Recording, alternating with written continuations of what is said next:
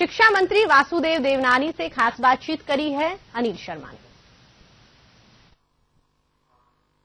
7 फरवरी को बड़ी परीक्षा होगी, रीट की परीक्षा, जिसके अंदर 8 लाख से भी अधिक अभ्यर्थी अपना भाग्य आजमाएंगे। परीक्षा की तैयारी को लेकर और खासतौर से क्या कुछ पुख्ता इंतजाम रहेंगे, हम बात करेंगे शिक्षा मंत्री वासुदेव देवनानी जी से। देवनानी जी, जिस तरह से पिछला अगर बैकग्राउंड देखा जाए, कई एग्जाम हुई, पेपर आउट हुए, सोशल मीडिया पर पेपर आउट हुए, उनको लेकर किस तरह से इस परीक्षा में सुरक्षा के इंतजाम किए गए? रीट की परीक्षा एक महत्वपूर्ण परीक्षा है और वह एक तरह से हम सबके लिए चुनौती भी है। यह ठीक ढंग से संपन्न हो, क्योंकि लगभग 9.25 लाख इसमें प्रतिभागी बैठ रहे हैं, तो विद्यार्थियों के साथ और प्रतिभागियों के साथ न्याय हो, इसके लिए इस परीक्षा के लिए हमने समुचित कदम उठाए हैं। हालांकि यह परीक्षा माध्यमिक शिक्षा बोर्ड आयोजित कर रहा है, जो एक स्वायत्त बॉडी है, लेकिन उन्होंने इसका पूरा प्रबंधन सुचारू रूप से किया है। पहली बार है कि इन जो बैठने वाले विद्यार्थियों को अपना जो केंद्र है परीक्षा का, वह लॉटरी के द्वारा उस संभाग में दिया गया है, ताकि किसी को पहले पता नहीं हो कि उसको उसी जिले में जा रहा है, उसी स्कूल में मिल रहा है इत्यादि। फिर इसके लिए लगभग 2,500 हमने केंद्र तय किए हैं। उन केंद्रों में समुचित व्यवस्था हो, इसकी व्यवस्था हुई है। पेपर की सुरक्षा का भी व्यवस्था की गई है और लगभग हमारे सेक्रेटरी ने और हम लोगों ने सारे जिला कलेक्टर और एसपी और इनके साथ वीडियो कॉन्फ्रेंस भी की है और इनको सुनिश्चित किया है कि हर जिले की परीक्षा का प्रभारी, ये एक तरह से मुखिया वहां का कलेक्टर है, उसने सारी व्यवस्थाओं की देखरेख करना उसके जिम्मे है।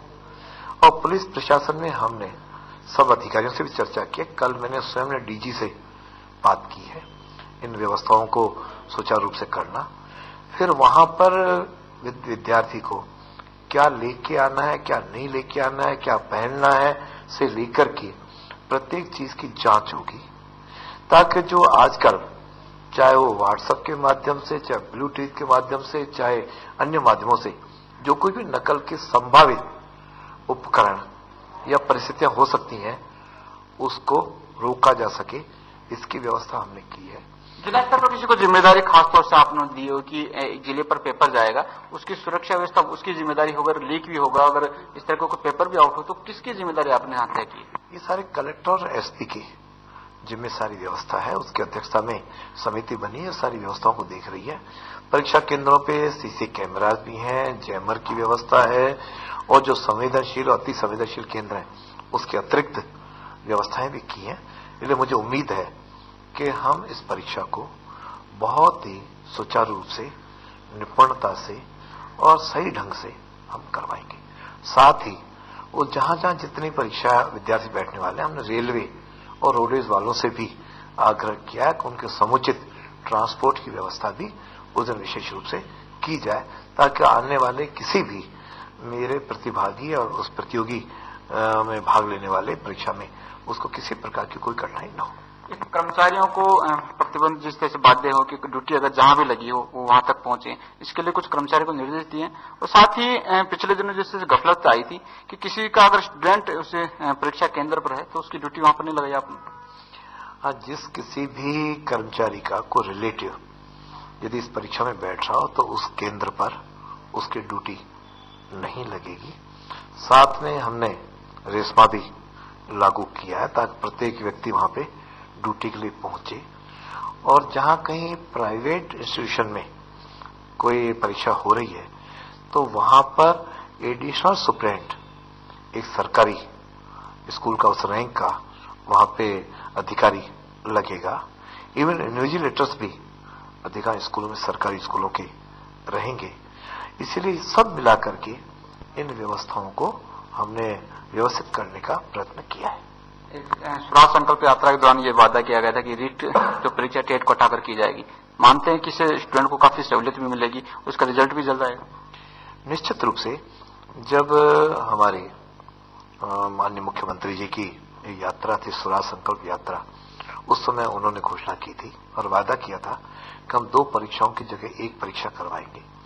क्योंकि दो परीक्षाओं के कारण जितनी सारी विसंगतियां उत्पन्न हुई जो आज भी लोग भुगत रहे हैं, इसलिए इन सबसे हट करके, हालांकि मैं राजनीति नहीं करना चाहता था, लेकिन आपने प्रश्न पूछा है, मुझे लगता है कि कांग्रेस का कभी भी नियुक्ति देने में विश्वास रहा ही नहीं है। क्यों 1998 से 2003 के बीच में भी उन्होंने कई इस तरह के मापदंड बनाए जिसके आधार पर वो एक भी नियुक्ति नहीं कर सके।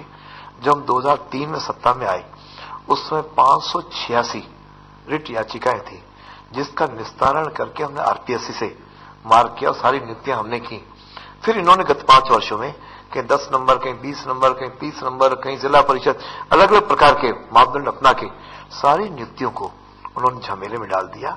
इसलिए फिर ये 2-2 परीक्षाओं करवाने का उनका प्रोविजन था। इसलिए हमने सारी व्यवस्थाओं को करके एक ही परीक्षा रीट के नाम से आयोजित की है और इसके बाद सीधा जो परीक्षा के अंदर अंक आएंगे उन अंकों को, उस रिजल्ट को हम इसको हमारे प्रारंभिक शिक्षा विभाग के पास आ जाएंगे। हर विद्यार्थी से हमने ऑप्शन मांग रही हैं, तो उस जिले में जितनी वैकेंसीज होंगी मेरिट के अनुसार वो वैकेंसी भरी जाएंगी और वह लिस्ट तैयार करके हम पंचायत राज को देंगे। पंचायत राज उनकी नियुक्ति